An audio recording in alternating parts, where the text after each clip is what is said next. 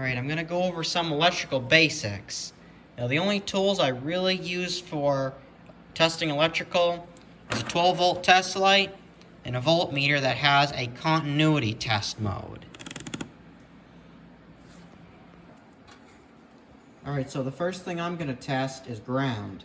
Now, how you do that is I take the test light, and you can put this either on the negative side of the battery or anywhere on ground.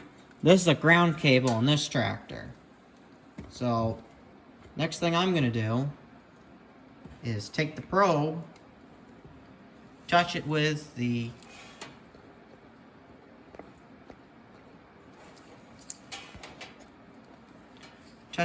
other side of the battery. See, I got a good battery. That lights up. So now we're going to dig a little bit deeper. Now for these, I just take the positive, the end of the lead, and I hook it right on the positive.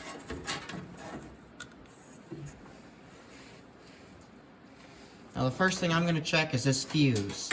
Now not everyone knows that these machines do have a fuse.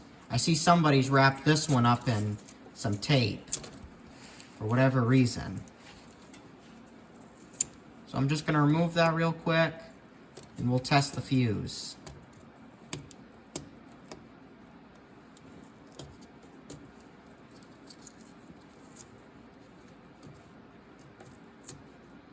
Okay, somebody's already bypassed. This is somebody's jerry-rig. I'll have to put an actual fuse in, but what you can do if there was a fuse in here is you take your test light, and if it lights up on both probes, then you know it's got a good fuse. I'm going to fix this right. This shouldn't have a piece of wire across it. Now I can also take this, touch it down. I take this and put it on ground first.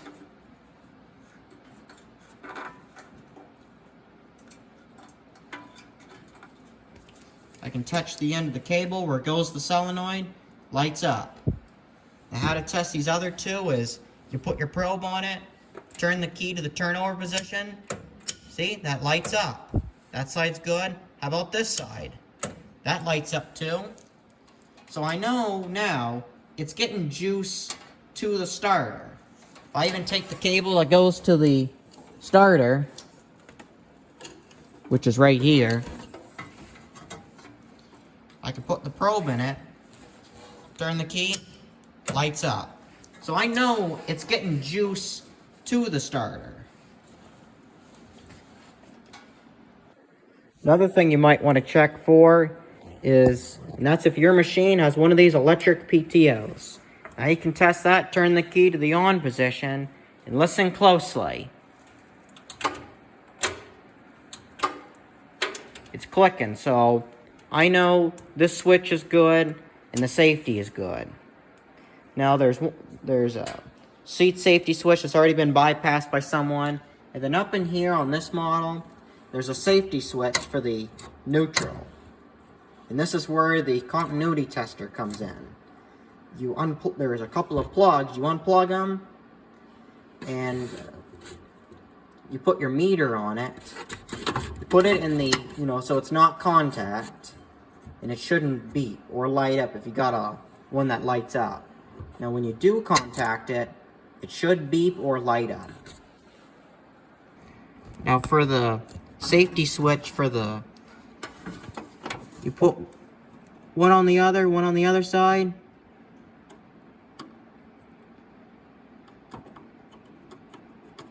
And it should beep. As long as I got a good connection on it.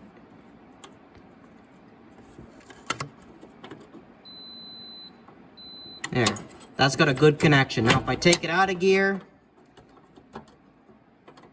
I got nothing. Put it back into neutral.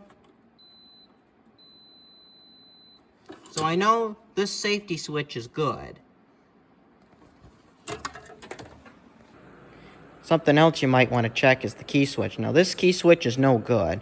And I've bent the tabs just so you can see it a little better. But if you look closely, they got letters on all the probes. And they all mean something. G is ground, B is battery, S is starter, L is lights. They're all a little bit different.